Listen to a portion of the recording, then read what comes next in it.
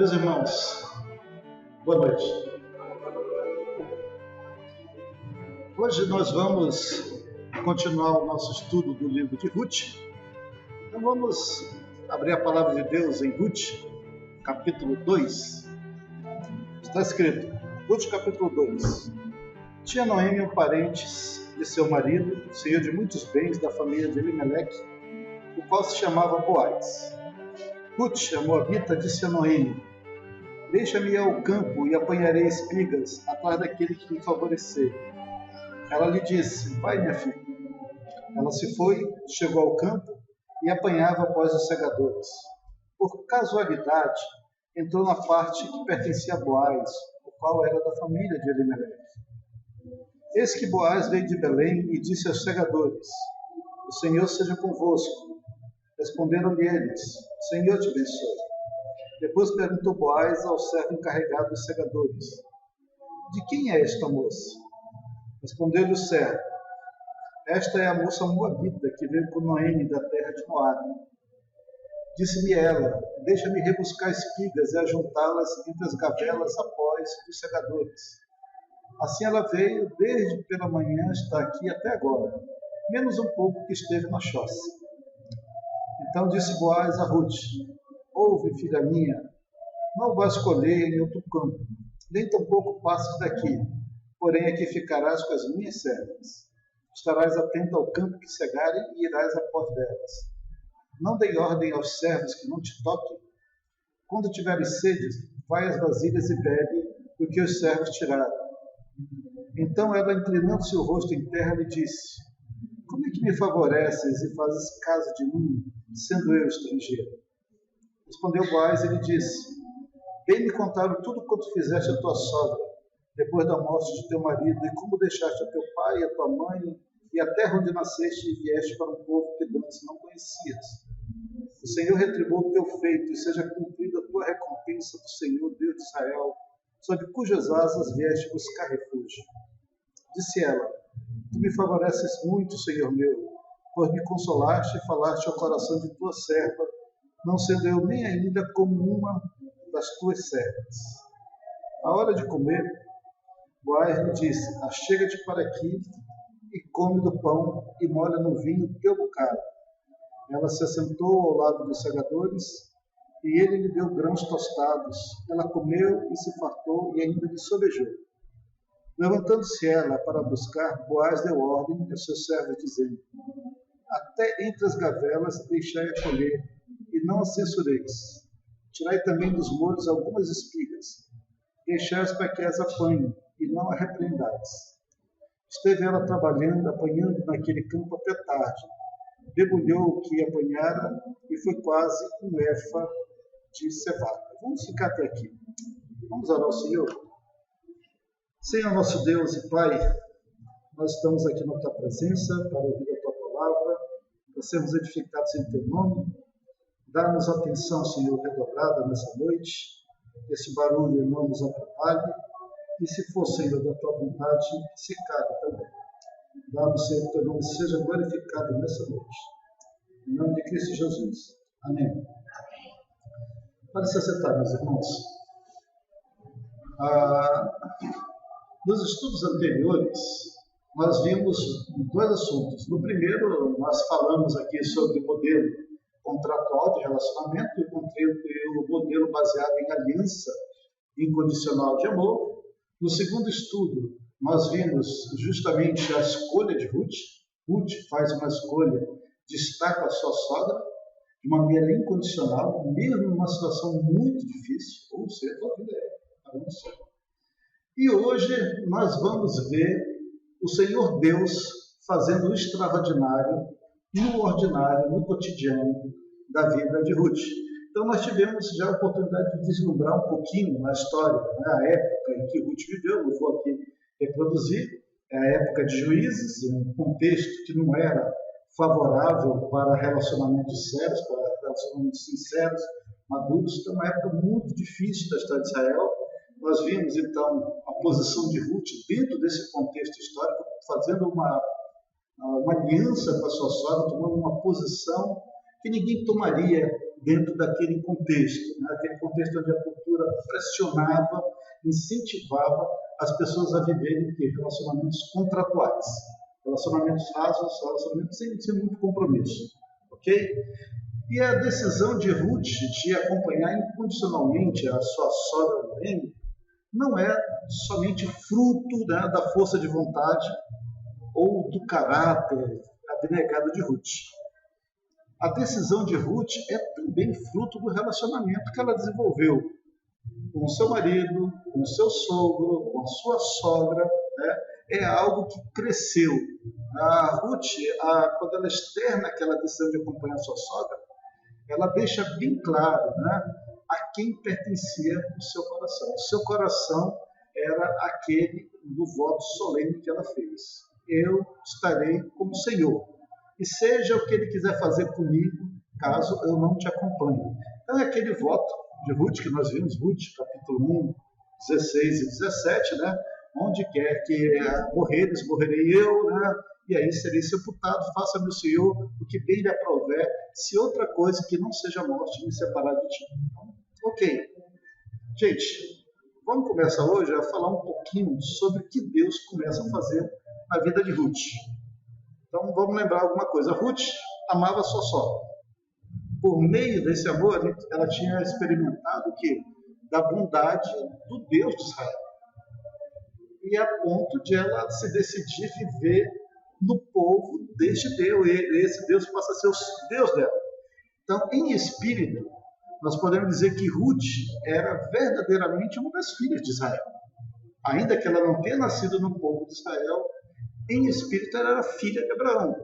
Porque nós sabemos hoje que os da fé é que são filhos de Abraão. Então, no coração, no espírito, ela já era, assim, filha ali de Abraão. Provavelmente, a relação com Noemi, que a gente não sabe porque o livro não diz, provavelmente tenha sido uma relação muito boa de sogra e nora. Uma relação tranquila. Elimeleque, Noemi devem ter dado um bom testemunho, porque Ruth já conhecia o Senhor. Ela já invoca o nome do Senhor quando ela faz o seu voto. E esse amor que nasce da fé vai encontrar em Ruth, meus irmãos, uma pessoa disposta a se doar. Né? Uma pessoa que se doa sem exigir nada em troca. É o relacionamento incondicional. Né? E ela volta com Noemi. Noemi volta para o seu povo pobre, viúva, sem marido, sem filhos, sem netos. Suas terras foram vendidas, ela não tinha dinheiro para resgatar as suas terras e, de certa forma, o saldo de Noemi para com a sua nora era zero. Ela não tinha nada para oferecer. O saldo é zero. Não tem nada, absolutamente nada a oferecer para Ruth, a não ser a sua companhia. E não é uma companhia das mais alegres, porque Noemi agora é uma pessoa amargurada de alma, pelo que o Senhor fez com ela. Mas Ruth, ela ama a sua sogra, e ela ama a sua sogra, meus irmãos, incondicionalmente. Não importa a situação que a sogra se encontre. Eu posso dizer o seguinte, que em outras palavras, né, Noemi, ela tinha sal com Ruth. Ela tinha sal, né? Ela tinha um limite muito alto para com Ruth, a ponto de Ruth bancar esse cheque sem fundo que Noemi tinha. Porque Noemi está dizendo assim, olha, eu estou indo para a minha terra, eu não tenho maridos, eu não vou ter filhos, e você não vai casar com ninguém da minha família. Nós não temos ninguém. Sou pobre, não tenho terras, eu estou indo para uma terra que não é sua. É um cheque sem fundo, não tenho como pagar isso para você. Mas Noemi tinha crédito com Ruth. Ela não tinha saldo para pagar nada, mas ela tinha crédito, e era um limite muito alto. Banca, de certa forma, esse cheque que ela não tinha como pagar. E, meus irmãos, aqui eu quero dizer que a gente tem um princípio muito importante de relacionamento baseado em aliança incondicional de amor, que eu já tenho falado, mas é muito importante. E aqui eu peço que escutem com muito cuidado. Né? Relacionamentos que não possuem saldo em caixa, quando eu falo de saldo, estou falando de saldo de amor, saldo que envolve compreensão, que envolve longanimidade, são sempre relacionamentos muito complicados. Está entendendo? Deixa eu esclarecer um pouco mais aqui. Né? Nos relacionamentos contratuais do mundo, quando se esgota esse saldo de amor, de paciência, de longanimidade, o relacionamento acaba. Não tem saldo, acabou. Né? Esgotou o saldo, conta é bloqueada. Já era. Né? Atingiu o limite das expectativas do casamento, não tem mais expectativas, o que acontece? O crédito de confiança é bloqueado. Você não consegue manter aqueles benefícios do toma lá da cá, da relação contratual. E o que se espera desse tipo de relacionamento? Esse financiamento de amor, ele é simplesmente suspenso. Então, isso é importante, esse saldo de amor, esse saldo de compreensão, de longanimidade, é algo que é característico dos relacionamentos baseados em aliança incondicional. Mas os relacionamentos contratuais, chegou no saldo lá, acabou o saldo, tchau. É como esses bancos aí. Você ficou no vermelho, já era, já corta o talão de cheque, já bloqueia o cartão de crédito. Você não tem nem como discutir. Ou você paga, ou nós não vamos restabelecer os seus serviços, a não ser com juros bastante exorbitantes. Né? A Ricardo Agreste, pastor Ricardo Agreste, do qual eu me considero muito devedor desse tipo de estudo aqui, ele diz que muitas vezes nós somos alvo de vários depósitos no decorrer das nossas vidas, por pessoas, meus irmãos, que têm demonstrado bondade de Deus para conosco. E muitas das vezes nós nos recusamos a cobrir os cheques sem fundo que às vezes essas pessoas estão pedindo para que nós cobramos. Né? Ou seja, nós somos muito rápidos em aceitar os créditos de amor em nossas contas de relacionamento, mas nós somos muito lentos em devolver os créditos de amizade, de amor, quando eles são o quê? Necessários. Vocês estão entendendo? Noemi tinha um crédito muito alto com Ruth. Muito alto com Ruth. Né? Vocês lembram da história do credor incompassivo? Que o Senhor Jesus, ele vai contar lá em Mateus 18? Não vou ler a passagem toda, mas era um homem que devia uma quantidade absurda de dinheiro para um credor, para o seu senhor, e em um certo momento aquele senhor diz assim, agora vamos executar a dívida. E aquele homem não tinha como pagar, olha, vende a mulher, vende ele, vende os filhos para pagar a dívida. E aquele homem não tinha como pagar. Aí o que ele diz? Sê paciente para comigo e tudo te pagarei. E aquele senhor, vendo que ele não tinha como pagar, ele não protelou a dívida, ele não dividiu em suaves prestações, ele simplesmente o quê? Perdoou. Né?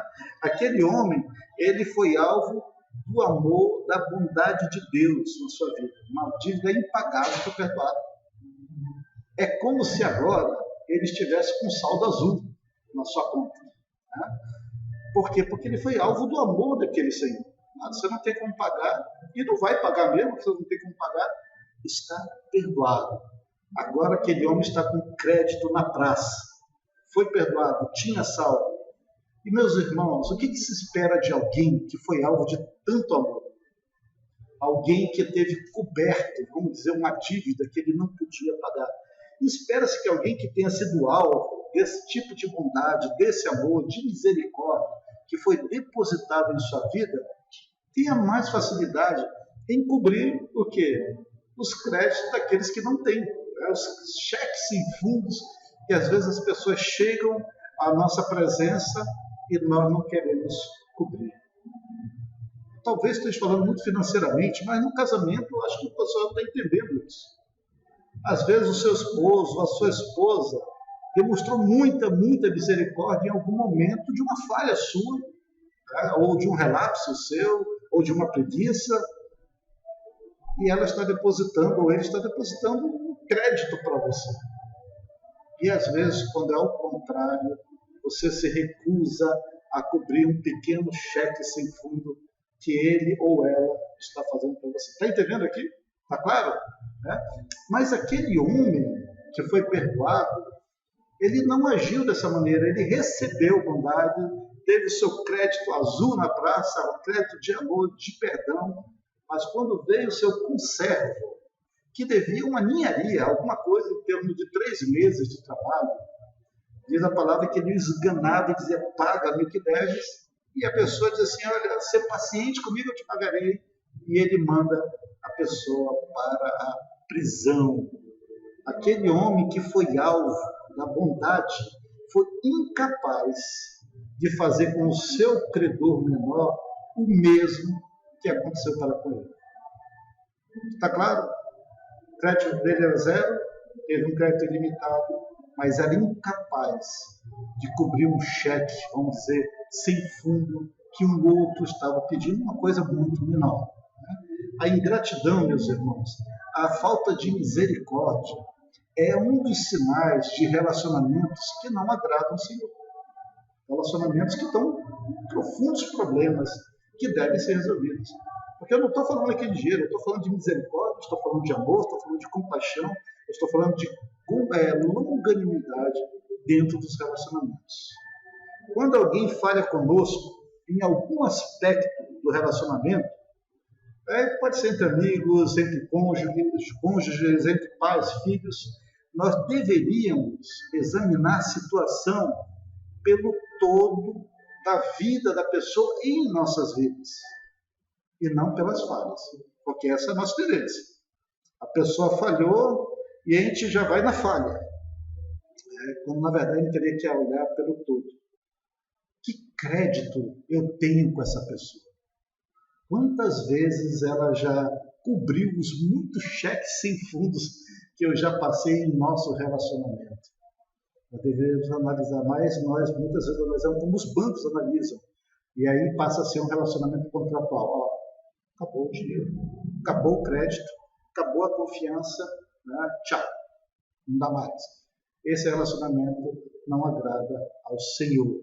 Está claro até aqui, meus irmãos?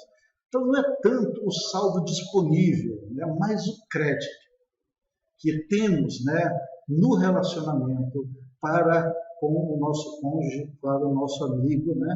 E muitas vezes ela tem depositado anos e anos crédito em nossas contas. E na hora de descontar, nós fechamos a cara. O apóstolo Paulo, quando ele escreve aos crentes da igreja de Filipos, né, sobre as ofertas que ele recebeu da parte daquela igreja, ele disse uma coisa interessante. Ele disse que ele estava mais alegre pelo crédito que eles tinham, os filipenses, na presença de Deus, do que pelas ofertas em si. Não sei se você lembra dessa passagem, lá em Filipenses 4:17. E é meio estranho, né? Porque ele está falando de alguma coisa diferente. Ele diz assim, não que eu procure o donativo, o dinheiro, mas o que realmente me interessa é o fruto que aumente o vosso crédito. E o crédito na presença de Deus. Ele está dizendo, olha, quando vocês estão me ofertando, isso aqui não está sendo depositado na minha conta, não. Isso aqui é na conta do Senhor. Tá? E é bem interessante a ideia que ele fala aqui de crédito. Então, o apóstolo Paulo ele tinha muito crédito entre os filipenses. Né? Eu acho que aqui os pais vão me entender melhor. Né? Vocês sabem aquela velha história que os filhos só vão entender o sacrifício que os seus pais fazem quando eles mesmos forem pais? Já ouviram essa história, né? E até devem ter falado para os seus filhos, talvez, né? Ou os filhos devem ter ouvido dos seus pais, né? Pois é, meus irmãos. Tem filho que é alvo constante do amor dos seus pais, do cuidado amoroso, carinhoso. E ele está sempre recebendo na sua conta ali de amor créditos, né? Mas quando ele está na presença do seu coleguinha, do seu amigo, da sua amiga, e o pai ou a mãe chega e fala alguma coisa, às vezes quer ser engraçado, e ele se sente envergonhado, né, da presença do seu pai ou da sua mãe com os amigos, ele rapidamente esquece toda a bondade que foi depositada ao longo dos anos e diz, às vezes, até aos próprios amigos, meu pai é um saco, né? A minha mãe só está deixando. Ou então, né, quando recebem uma ordem que vai contra os interesses, eles acabam dizendo assim, eu não concordo. Não acho que é assim não. A senhora está ultrapassada, a senhora não sabe o que está falando, aí me deixa em paz.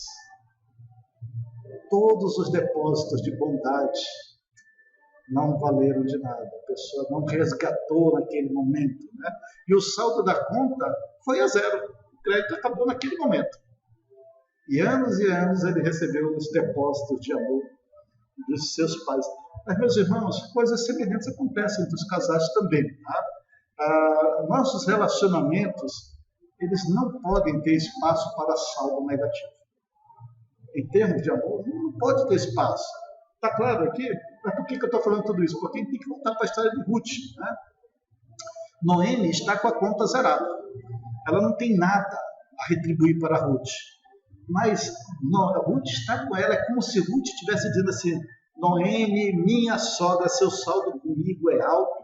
Né? Mesmo que o teu cheque seja sem fundo, nesse momento, aqui comigo você tem muito crédito. E é crédito sem juros, né? E sem qualquer prazo para pagar. Você tem crédito comigo. Eu fui alvo do teu amor, da tua bondade, da tua misericórdia, dos teus cuidados por anos. Você tem crédito comigo. Né? Então, o exemplo de Ruth nos ensina que o crédito, meus irmãos, é mais importante que o valor do cheque. Estão me entendendo? Estão me entendendo aqui?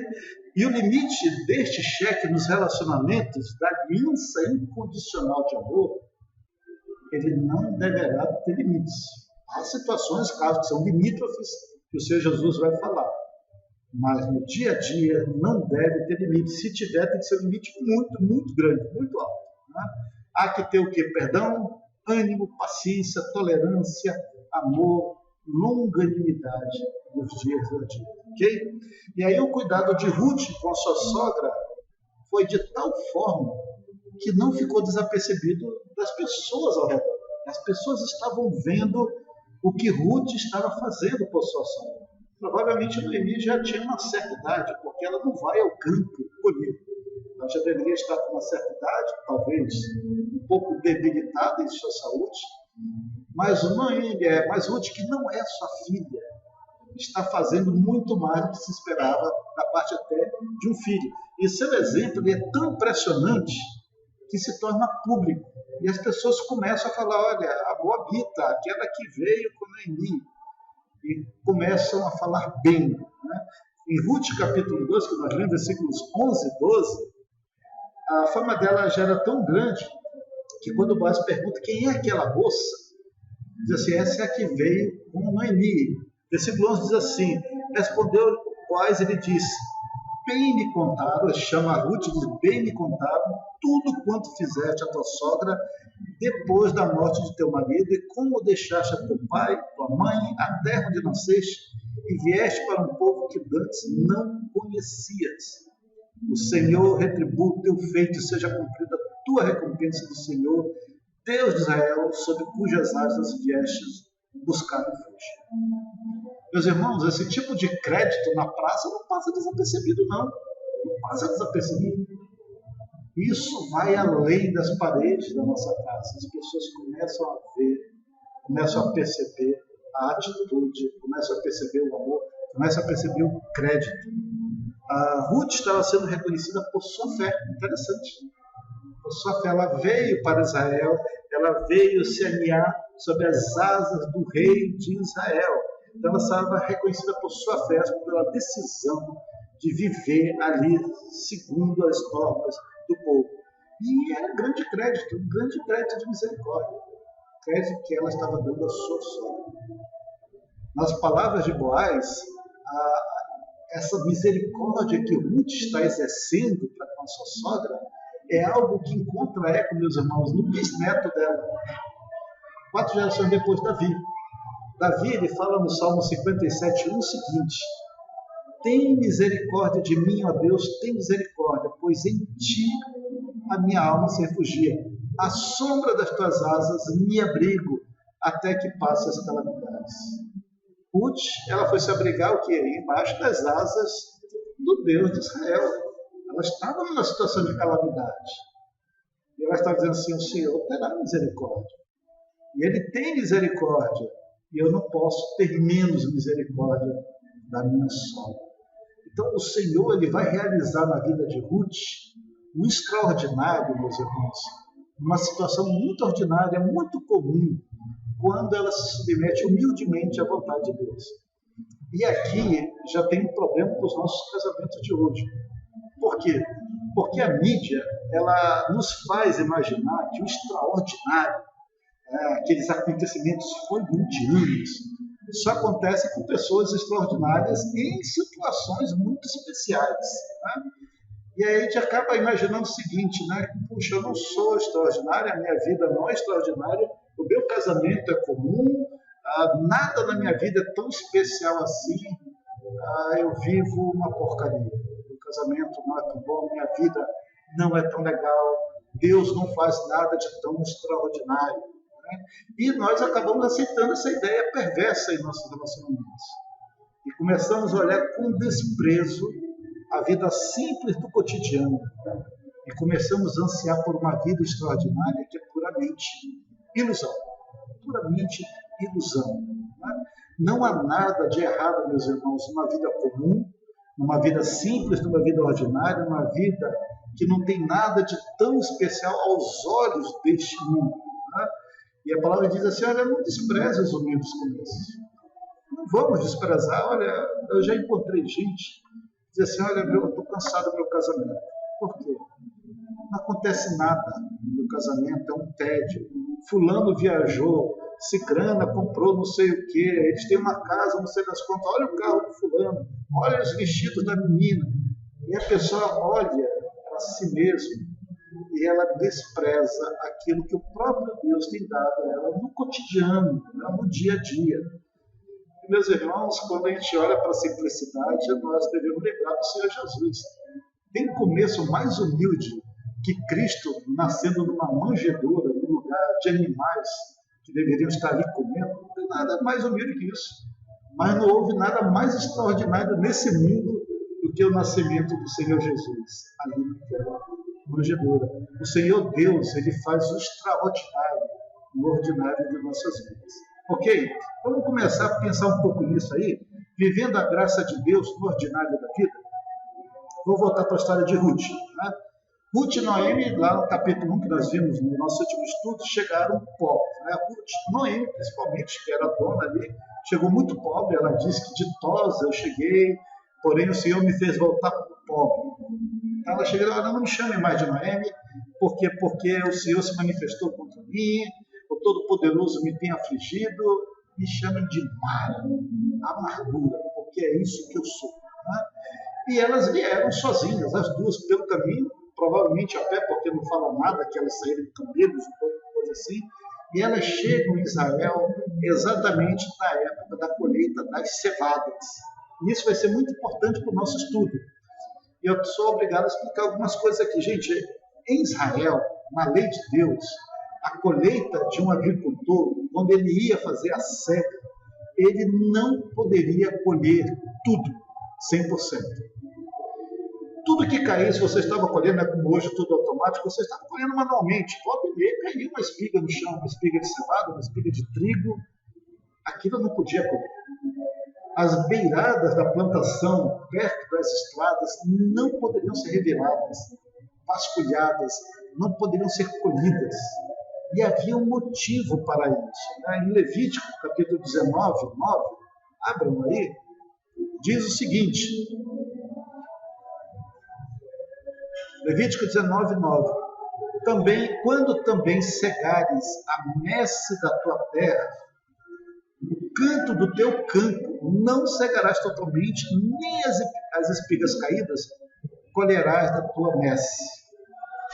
Levítico 23, 22, diz assim, quando cegares a messe da vossa terra, não rebuscareis os cantos do vosso campo, nem colhereis as espigas caídas da vossa cega. Para o pobre e para o estrangeiro as deixareis. Eu sou o Senhor vosso Deus. Notem o motivo desse mandamento. O motivo é bem simples, é um motivo cheio de misericórdia.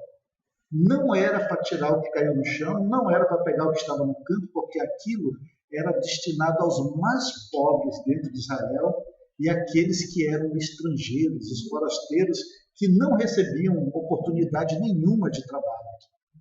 Era para esses. Pessoas que não tinham trabalho, pessoas que não tinham sustento, pessoas que estavam na miséria. E até para o estrangeiro, que o estrangeiro era visto de uma maneira muito ruim. Então, é para esse pessoal muito pobre, na miséria, e para o estrangeiro, né? sem qualquer trabalho, sem qualquer direito legal. E, naturalmente, meus irmãos, que o pessoal não queria fazer. Quem estava na pobreza, muitas das vezes ficava assim, mas eu não vou revirar o campo do outro, que é como se fosse quase hoje se revirar lixo, né? Que é uma coisa vergonhosa. Então, muitos não gostaram de fazer isso e muitos produtores também não obedeciam às ordenanças do Senhor. Eles reviravam, tiravam tudo, pegavam as espigas caídas e não era fácil você encontrar campos em que os donos, de fato, eram fiéis ao Senhor. E havia ainda outro problema. Mulheres, principalmente mulheres estrangeiras que iam nas secas vasculhar o chão, às vezes elas eram molestadas. Elas não tinham direito. Mulher não tinha nem alma naquela época. Ela considerava uma coisa inferior, inclusive, ao animal. Estrangeiro, pobre, miserável, sem ninguém para ajudar, muitas vezes era alvo, né, de molestadores. E é justamente aqui que nós encontramos a questão de Ruth. Alguns campos, os povos tinham que pedir permissão para entrar e esperar que houvesse algum favor da parte do dono do campo. Porque tinha dono que dizia assim, não, eu até permito alguém de Israel, mas estrangeiro aqui não vai colher não, pode ir embora. Né? Então era muito difícil isso daí. E Ruth se encaixa à perfeição, meus irmãos, nesse cenário. Por quê? Porque ela é pobre, muito pobre, e ela é estrangeira. E pior, ela é moabita. Moabita, acima de tudo. Um dos povos mais odiados ali por Israel. Qual é a única alternativa que restara a Ruth? Revirar os campos colhidos à procura de alguma espiga, meus irmãos, para ter o que comer à noite. Era isso. Hoje em dia, a coisa mais próxima é você ver pessoas revirando os lixões, abrindo latas de lixo, sacos de lixo, para encontrar restos de comida, né, para saciar um pouco da sua fome. Uma coisa degradante, uma coisa indigna do ser humano. Mas na lei do Senhor, ele está dizendo, deixa o lixo para os pobres. Não, deixe parte da plantação para os pobres, para que eles tenham o que comer. E Ruth, ela se animou quanto a isso. Ela disse, olha, nós estamos, a gente não tem nada. Eu vou ter que fazer alguma coisa. Vou revirar os campos. E Ruth, capítulo 2, versículo 2 e 3, e eu acho muito legal o livro de Ruth, que é o tempo inteiro, Ruth, a Moabita, Ruth, a Moabita, né?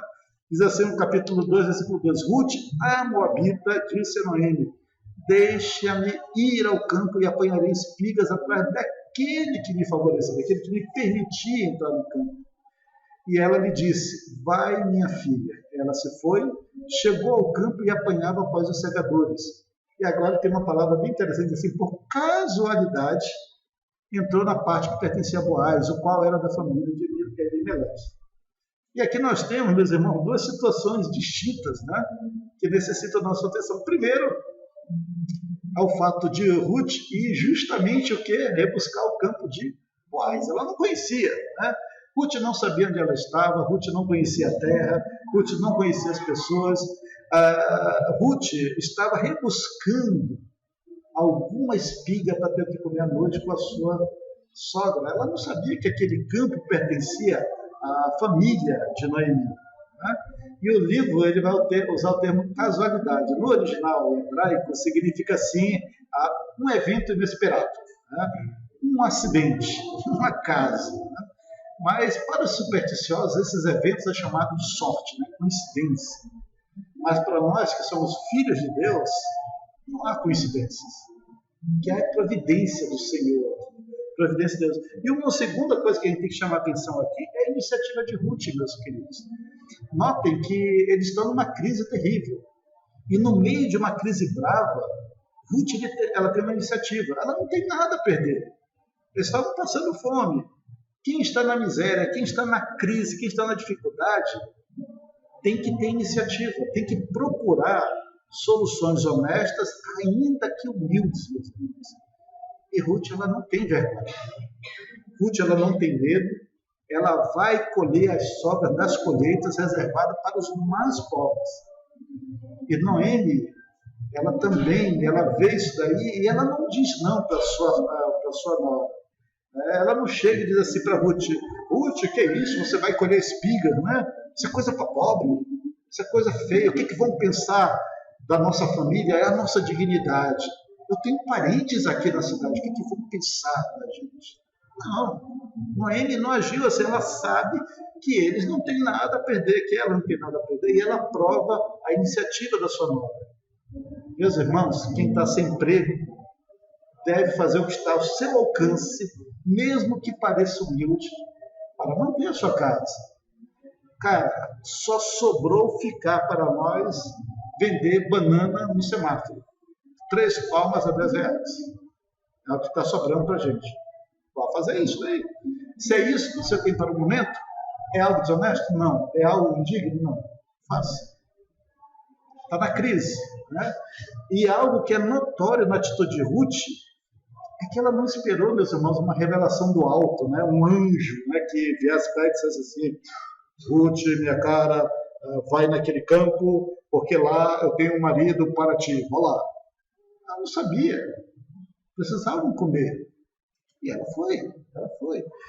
É na atividade ordinária, humilde, e às vezes até vergonhosa, vexatória aos olhos de alguns desse mundo, que o Senhor vai agir na vida de Ruth, meus irmãos. Vamos pegar isso para o casamento. Meu casamento está desmoronando, a situação está difícil em casa com meus filhos, não estamos conseguindo se entender com família. E alguém diz assim, você já procurou a ajuda da igreja? Já procurou o pastor? Já procurou o presbítero? Não. Eu não vou falar, não. Você acha que eu vou expor minha intimidade para os outros? E se o pessoal da igreja ficar sabendo isso? Como é que fica o nosso testemunho? Por que não, eu falo? Por que não procurar ajuda, né? Qual é o problema em procurar ajuda? É algo indigno da graça de Deus? Meus irmãos, a igreja do Senhor é o campo que o Senhor Deus semeou para que os seus filhos colham em abundância os frutos da graça. Esse é o campo que nós temos. Mas nesse campo, às vezes, tem aqueles que vivem em miséria espiritual. Tem. Com dificuldades familiares, com dificuldades de relacionamento. E o Senhor do campo, Ele tem ordenado que os seus trabalhadores deixem disponíveis muitas espigas de misericórdia, para que aqueles que não têm conseguido comer direito da graça do Senhor como deveriam, possam apanhar. Está entendendo? E sabe quem são as espigas de misericórdia deixadas no campo do Senhor? Somos nós. Para os nossos irmãos que precisam de ajuda. A liderança, os presbíteros, os pastores, são os primeiros. Às vezes tem outras espigas menores, mas que estão lá para serem colhidas. Mas eu não quero colher porque que vergonha. E se souberem que está horrível, se souberem que é minha filha, meu filho, que é meu marido ou a minha esposa. E por medo ou por vergonha, seja lá o que for, você acaba passando necessidade dentro do campo do Senhor, dentro da própria igreja do Senhor. Né?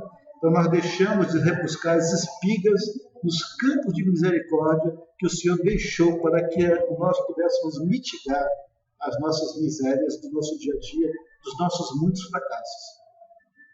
Ou alguém aqui nunca experimentou nenhum fracasso? Se você nunca experimentou nenhum fracasso, você nunca precisou de nenhuma espiguinha, cara, você está no lugar errado. Porque todos nós somos necessitados da graça do Senhor. Né? E nós esquecemos, meus irmãos, que Deus age no ordinário, no pequeno, no humilde. Né? Especialmente quando não tem mais nenhuma outra opção, só tem um campo. Para Ruth, não tinha mais nada. Vou lá colher espigas, vou revirar, na verdade, espigas, procurar no chão, entre a palha, se sobrou alguma. Então, na obediência, meus irmãos, situações ordinárias, humildes, ou até humilhantes para alguns desse mundo, é que o Senhor mostra a força do seu braço. Tem muitos exemplos na Bíblia, muitos. Um que vem à mente, Davi. Vamos pegar Davi. Sabe como é que Davi se torna herói de Israel? Porque ele obedeceu uma ordem muito simples do seu pai, bobinha até. Abre em 1 Samuel 17, versículo 17 e 18. Ele se torna herói aqui.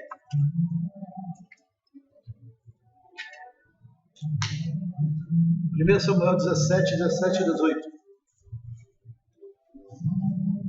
Disse Jessé a Davi, seu filho: leva, peço-te para os teus irmãos, um efa deste trigo tostado e estes 10 pães, e corre a levá-los ao acampamento a teus irmãos. Porém, estes 10 queijos, leva-os ao comandante de 1000, e visitarás teus irmãos, e vê se vão bem, e trarás uma prova de como passam. Essa é a ordem. Davi cuidava das ovelhas, lugar tranquilo, e o pai está dizendo: você vai lá para o campo de batalha, lá no acampamento, você vai levar marmita para os seus irmãos. É isso que você vai fazer, né? Essa é a ordem para o filho. Filho, vai entregar essa marmita para os seus irmãos lá no acampamento, e esses queijinhos aqui para o capitão deles.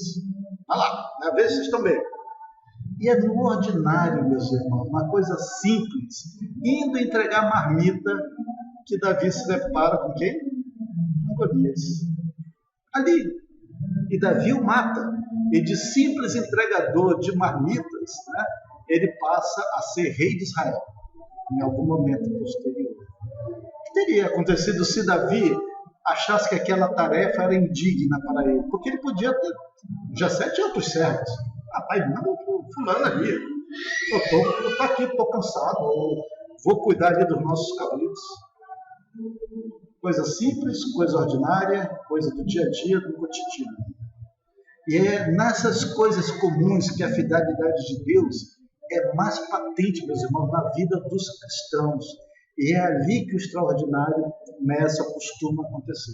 Tem muitos. Podia lembrar aqui de José, filho ali de Jacó, depois vendido como escravo, depois mordomo de Potifar, depois prisioneiro novamente. E em todos os casos, no ordinário, até no vergonhoso, o Senhor está agindo extraordinariamente na vida de José. Eu sempre lembro daquele garoto que apareceu, a gente não sabe o nome dele, não sabe nem qual a idade, mas apareceu um garotinho com 5 pães e 2 peixinhos. Porque os discípulos disseram assim: olha, esse povo todo está com fome. E a gente não tem nada. E o que vocês têm? Tem um rapaz aí que trouxe 5 pães e 2 peixinhos. Pequeno, humilde. A gente não sabe se ele diz assim: olha, eu só tenho isso aqui, se vocês quiserem dividir com o pessoal. Mas o fato que a coisa pequena, a coisa simples, a coisa ordinária, na mão do Senhor, é muita coisa, meus irmãos. Ele faz o extraordinário de 5 pãezinhos e 2 peixinhos, ele alimenta 5.000 homens, sem falar de mulheres e crianças. Ele faz o extraordinário no ordinário nas nossas vidas. Para o Senhor, nada é tão pequeno, nada é tão comum, nada é tão humilde, que Ele não possa abençoar e transformar para a sua honra e a sua vida. Está ok até aqui? Então, não se deixe enganar pelas circunstâncias, meus irmãos. Se o Senhor, por meio da sua providência, te pôr para entregar marmitas, ou vender banana, ou simplesmente te der uma vida humilde, uma vida simples, se você for necessitar de procurar ajuda na igreja, por uma situação que talvez seja até humilhante para a sua família, não se zangue, não se envergonhe, não tenha medo, não tenha medo. Nós não sabemos quando é que vai ser a marmita da vez. Não sabemos, pode ser que seja aquele dia, ali que o Senhor fará o extraordinário. Simplesmente continue a obedecer ao Senhor nas situações ordinárias da vida. Lembra? Quem é fiel no pouco é fiel no muito. Né? E o Senhor promete assim: muito bem, servo bom e fiel, foste fiel no pouco, sobre o muito te colocarei. Entra no gozo, na alegria do teu Senhor. Não é no muito, vou te dar o extraordinário, e você fez o extraordinário com o extraordinário, beleza. Não, eu te dei pouco. Você foi fiel no pouco. Entra no gozo do teu Senhor. E eu quero, dentro desse tópico, ainda temos mais um tópico para ver, contar uma história que aconteceu com a gente. Uma história comum e que eu vi Deus fazendo o extraordinário. Nós moramos alguns anos no Rio Grande do Sul, minha esposa fazia doutorado, e tinha uma moça da igreja chamada Rízia. Se ela um dia ouvir esse estudo, ela vai dizer: olha, ele falou meu nome. A Rízia era uma garotinha comum, chegou por volta quase dos 30 anos, moça bonita, mas era uma moça que não queria namorar com incrédulos. Ela já tinha tido sacota de namoros que não deram certo, E ela estava na igreja e ela queria fazer o que era certo na presença do Senhor. E uma vez ela chegou para a gente em casa, ela disse assim, olha, eu tenho vocês dois como meus pais. Eu não quero namorar mais ninguém que não seja crente. Eu já tive minha cota de desilusões nessa área, foi mais nessas palavras. Eu quero alguém firme no Senhor para casar. Vocês podem me ajudar a encontrar alguém? Eu me submeto a qualquer indicação de vocês, se for fiel ao Senhor. Fica assim, opa. Nós conversamos, nós oramos, nos despedimos, e ela na igreja ali, tranquila. Semanas depois, eu encontro em Porto Alegre um colega meu da BU, firme, que estava agora morando em Porto Alegre, trabalhando numa super empresa lá numa área internacional, Thiago. Convido para ir em casa, a gente conversa, coloca a conversa em dia, e ele disse, Kelson, eu já estou 30 anos, e eu não encontrei ninguém para casar. Você conhece alguém? Eu disse, olha o senhor aí, né? Eu disse, cara, eu conheço a mulher ideal para você, quase da sua idade, 3 anos, acho que mais nova. Quer conhecer? É de igreja? É firme? Esse cara, dos 3. Isso faz o seguinte, domingo que vem, vamos lá no culto, na quarta presbiteriana de Porto Alegre. Eu não vou nem te apresentar ela, tá? Para não ficar mal. Você vai comigo, eu só vou te apontar se ela é aquela. Joia? Ah, não, beleza. Ele sai de casa, a reza é o seguinte, semana que vem, no culto, pegue o melhor vestido, a melhor maquiagem, se produza e vá para o culto. O mais bonito possível. Por quê? Teu marido está lá te esperando. Ela não perguntou nada, ela não perguntou quem ele era, a qualidade, se era gordo, se era magro, se era feio. Ela só disse, amém. Aí chega domingo, culto à noite, está lá a Risa, com um vestido bonito, branco, meio prateado, com florezinhas, linda, sentada, todo mundo vai para uma festa, está lá sentada. Pessoa que já era formada, profissional, submissa. Não falei quem era, o Thiago chegou, sentou, disse, Thiago, aquela ali. Olhou, teve o culto, no final disse a ele, gostei. Foi no outro culto, um mês depois começaram a namorar, 2 meses depois engataram um compromisso firme, 1 ano e meio depois se casaram.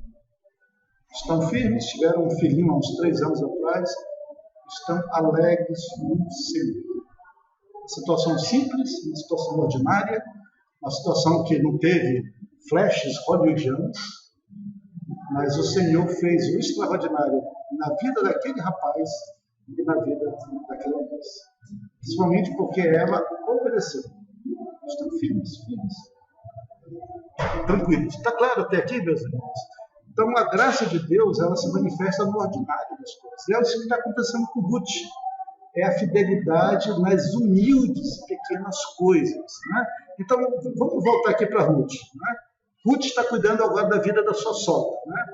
E quando ela vai revirar as gavelas aqui são feixes atados. O pessoal ia recolher, os trabalhadores recolhiam, atavam em feixes e iam deixando ao longo do caminho. Esses feixes, numa das traduções, chama gavela. Em geral, não se permitia que os povos revirassem entre as gavelas, porque eles teriam que levantar os feixes e, claro, podia cair alguma espiga. Mas Ruth está revirando entre as gavelas. Provavelmente o encarregado não teve problema, ele já sabia que era Ruth, e depois Boaz ele dá ordem para que ninguém mexa com Ruth. Né? Então Ruth está ali trabalhando e o Senhor coloca alguém em sua vida.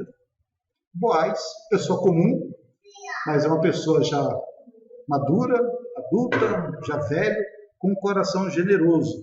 E olha o que nós temos em Ruth, capítulo 2, versículo 4 a 7. Eis que Boaz veio de Belém e disse aos segadores, o Senhor seja convosco, responderam eles, o Senhor te abençoe. Depois perguntou Boaz ao servo encarregado dos segadores, de quem é esta moça? Olha lá, de quem é? Faz uma mercadoria aqui, né? E respondeu o servo, esta é a moça boavita que veio com Naim da terra de Moabe. Ele já sabia quem era Ruth. Ruth já era conhecida. Disse-lhe ela, né, para o encarregado: deixa-me rebuscar espigas e ajuntá-las entre as gavelas após os segadores. Assim ela veio desde pela manhã até agora, está aqui, menos um pouco esteve na choça. Provavelmente já estava no final da colheita da cevada e não tinha muita espiga mais no chão, talvez nem no resto. E ela chegou para o encarregado e disse: eu posso levantar os feixes e ver se tem alguma coisa caída embaixo? E aquele encarregado já sabia que era ok, né? Mas Boaz, meus irmãos, ele é um tipo de pessoa que o Senhor coloca em nossas vidas quando nós estamos em dificuldade. E é uma pessoa que, se a gente não tivesse dificuldade, talvez tivesse passado desapercebido. Mas é alguém que está atento ao seu ambiente, alguém que se atenta para aqueles que estão ao seu redor. E Boaz já ouvia falar de Ruth, ele já conhecia, né? Ele sabia do seu testemunho e ele não perde tempo para oferecer ajuda. Olha, capítulo 2, versículo 8. Então disse Boaz a Ruth: ouve, filha minha, não vais colher em outro campo. Olha lá, que legal, olha. Esse aqui é o teu campo. Nem tampouco passe daqui, porém aqui ficarás com as minhas servas. É quase está dizendo assim: você vai ser uma serva aqui também. Estarás atento ao campo que cegares, irás após elas. Interessante que Boaz não disse assim: ó, eu sou dono do campo, você não vai colher não, tá? Eu vou te dar de graça. Não, Boaz está olhando Ruth. Sabe que Ruth é pobre e sabe que o trabalho que ele está fazendo é um trabalho digno. Ele não tem pena dela. Pena no sentido de aquela pena de condescendente. Ele diz: não, pode ficar aqui. Não tem problema nenhum. E ainda diz mais: não dei ordem aos servos que não te toquem, ou seja, não te molestem. E ele diz mais: quando tiveres sede, vai às vasilhas e bebe o que os servos tiraram. Aquilo é para os trabalhadores. Ela é uma pobre, ela é estrangeira, ela não tinha direito. Então ela, inclinando-se rosto em terra, lhe disse: como é que me favoreces e fazes caso de mim, sendo eu estrangeira? E aí, está aqui o testemunho agora de Ruth. Respondeu Boaz e disse: bem me contaram tudo quanto fizeste a tua sogra depois da morte de teu marido, e como deixaste teu pai e tua mãe, e até onde você estiveste para o povo que antes não te conhecia. O Senhor retribua o teu feito. É isso aqui, meus amigos. Deus começa a fazer o extraordinário no ordinário do dia a dia de Ruth, né? E Ruth, ela não é orgulhosa, não. Ela, quando recebeu essa permissão, ela já prostou-se com o rosto em terra. Ela aceita a ajuda. Opa, eu posso? Posso rebuscar? Posso beber água? Joia! Meus irmãos, na hora da crise, nós devemos saber receber ajuda. Devemos saber. Há pessoas que são tão orgulhosas, que elas, quando recebem ou quando têm a oportunidade de receber a ajuda de outros, elas fazem pouco caso. Oi, você está rebuscando as espigas caídas? Não, eu só estava de passagem olhando os trabalhadores que estão cegando aqui, né? Você não quer um pouco de água ali? Não, eu não preciso ter minha própria água, né? Não se incomode, eu só estou de passagem aqui, não estou com sede. Tem gente que é assim, não quer ajuda, né? O casamento está indo para o buraco, o desemprego já bate ali há 6 semanas, a alma está sendo consumida. E quando essa pessoa é abordada pelos muitos Boazes que Deus nos coloca no nosso dia a dia, às vezes elas desconversam, elas fazem de conta que não precisam, e aí por vergonha, ou por medo, ou por orgulho, elas dispensam a ajuda mandada por Deus. Já viram gente assim? Tem muita gente. Ruth, ela recebe a ajuda oferecida por Boaz. E ela não faz corpo mole não, meus irmãos. Né? Ela nem se aproveita da bondade de Boaz. Ela trabalha o dia todo, diz a palavra. Diz que no final do dia ela recolheu 1 éfa de grãos. 1 éfa, gente, é alguma coisa entre 20 e 30 litros. Alguns dizem que é 22 litros. Tem algumas medidas que dizem que é entre 20 e 40 litros. Mas é muita coisa, muito cevada. O foco de Ruth é a sua sobrevivência, a sobrevivência dela e da sua sogra amada. E ela se dedica com afinco a essa tarefa muito humilde. Gente, não tem nada de extraordinário nessa tarefa, né? Mas ela está sendo observada o tempo inteiro por Boaz. E Boaz, ele é aquele homem com tanta bondade que ele chega a exceder os limites da lei para ajudar os pobres. Né? No capítulo 2, versículo 15, diz assim, né? Levantando-se ela para rebuscar, depois da ordem de Boaz deu ordem a seus servos, dizendo, até entre as gavelas, até os feixes, deixai-a colher e não a censureis. Tirai também alguns molhos das espigas e deixa para que ela apanhe, não a repreendam. E aí diz assim que esteve ela apanhando naquele campo até tarde, debulhou o que apanhara e foi quase um lefa de cevada. Não tem tempo ruim para Ruth, não. Estão me dando ajuda? Vou trabalhar. É isso que me sobra? Vou aproveitar. O ordinário, meus irmãos, está em fazer as coisas que nos apresentam com fidelidade, com honestidade, com humildade. Isso agrada o Senhor.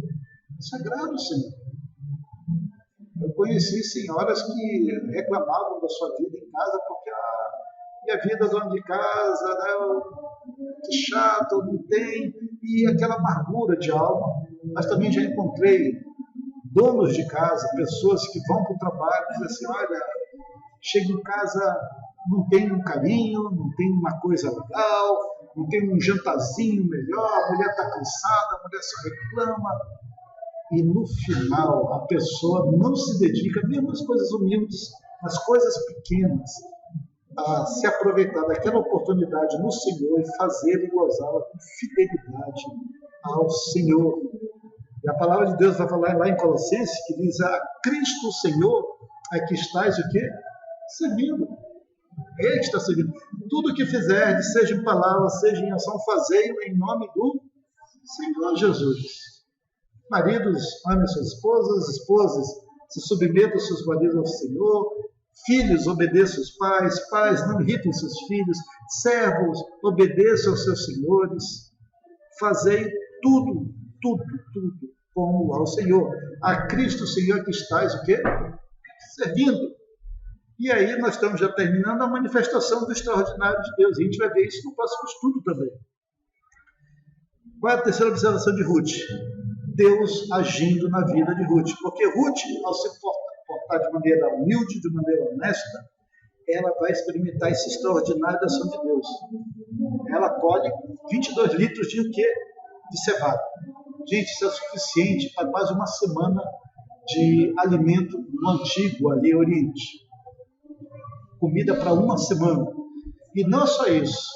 Até o que sobrou do almoço, porque ela almoça ali com Boaz, come os grãos tostados, o que sobrou ela levou para sua sogra. Era uma pessoa que está sempre pensando na família.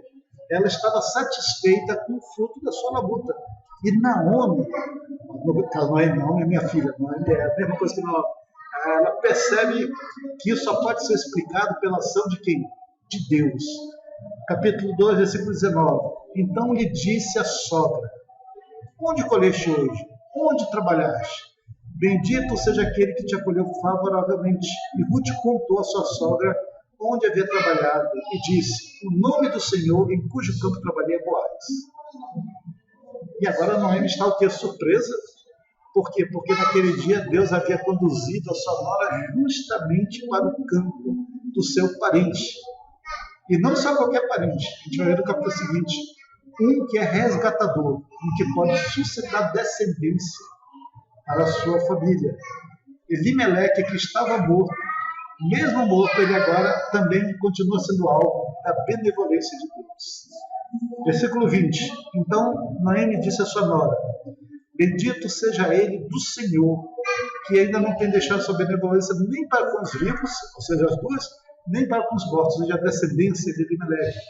Disse-lhe mais Noemi, esse homem é nosso parente chegado e é dentre um dos nossos resgatadores. A gente vai ver isso no próximo estudo. Meus irmãos, se Ruth não se dispusesse ao único trabalho humilde que lhe sobrara, se ela não tivesse trabalhado duro, com afinco, sem fazer corpo mole, se ela não tivesse aceitado a bondade de Boaz, se ela nunca tivesse tido a oportunidade de trabalhar ali, ela não teria visto a mão de Deus conduzindo a sua vida de forma que extraordinária. Extraordinária. Isso é extraordinário. E ela agora ama, por amar incondicionalmente a sua sogra, Ruth é levada até a colher as espigas em segurança ali na horta, né, no campo de Boaz. Isso, meus irmãos, é experimentar a benevolência do Senhor no cotidiano simples do dia a dia. Tiremos da nossa cabeça a história de que eu quero ter uma vida hollywoodiana. Isso é ilusão. Já ouviram falar de David Brainerd? Já terminando aqui. David Brainerd era um jovem missionário que no século XVIII ele foi enviado para pregar aos índios nos Estados Unidos, num lugar que hoje em dia é o estado de Nova Jersey. Na época era um lugar isolado, horrível. E os cristãos na época não tinham uma boa ideia, uma boa impressão de pregar para os índios. Na verdade, as igrejas, elas sequer olhavam os índios como pessoas nesse aspecto. Alguns poucos pastores tinham alguma consideração com os índios. E na igreja de Brainerd, ele, jovenzinho, ele foi chamado por Deus, sentiu chamado de Deus para pregar para os índios, né? Mas os próprios irmãos da sua igreja viam os índios como pessoas imundas, né? Um ambiente ruim de trabalhar, mas ainda assim Brainerd foi jovem, trabalhar com os índios num lugar remoto. Brainerd era uma pessoa magra, era uma pessoa doente, muito jovem, ele tinha episódios de depressão, era uma pessoa muito depressiva, e no seu livro, na seu diário, ele dizia que apesar de tudo isso, ele experimentava de Deus muita doçura em sua vida.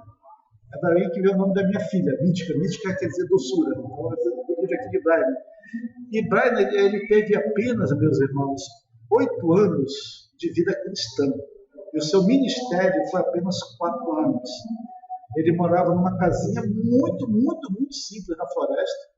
E devido às condições ambientais, ele começou a ter tuberculose. Na época, a tuberculose era fatal, né? E ele chorava muito, primeiro pelos índios que não se convertiam, e segundo pelos seus pecados. Nos últimos 2 anos só do seu pequeno ministério de 4, ele testemunhou o Senhor Deus salvando vários índios, a graça do Senhor sendo derramada sobre seus amados índios.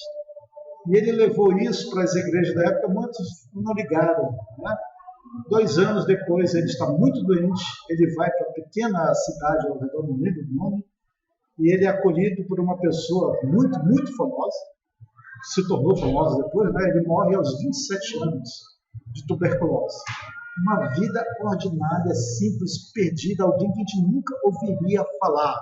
Uma vida comum, morreu de forma humilde, ninguém o reconheceu em sua geração. A única coisa que ele deixou foi um diário pessoal. Nesse diário, ele falou para aquele a quem ele deu, olha, corte as partes que você acha que não vale a pena. Se você quiser publicar, publique. Mas isso depois, porque no início ele não queria que nem isso fosse publicado.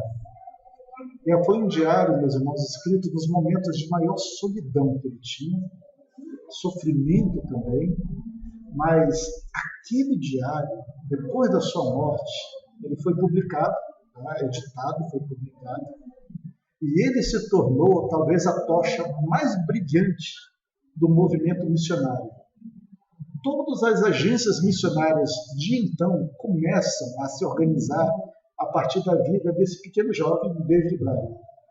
Uma vida comum, uma vida humilde, um homem que ninguém daria nada.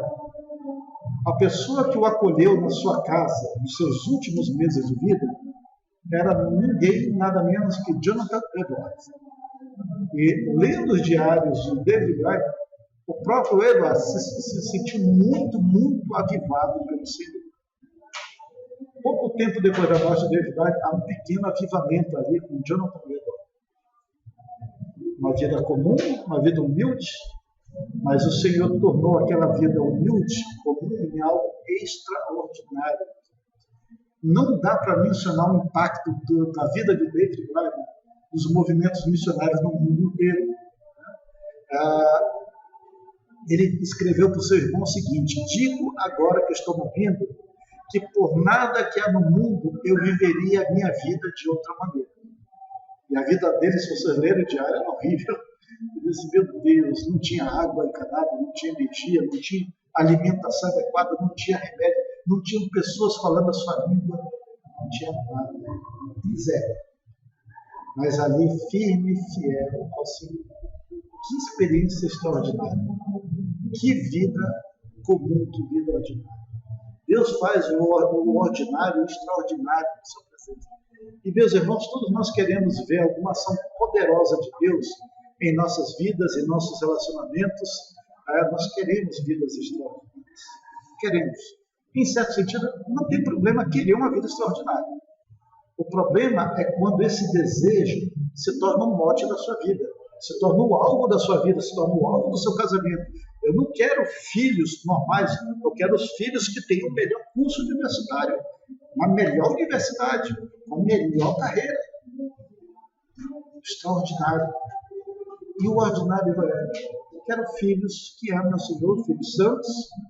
Pode até ser que eles não tenham a melhor instrução, ou não façam a melhor faculdade, ou não cheguem até a melhor carreira. Mas é no ordinário, no comum, que a bênção extraordinária, o agir extraordinário de Deus se manifesta.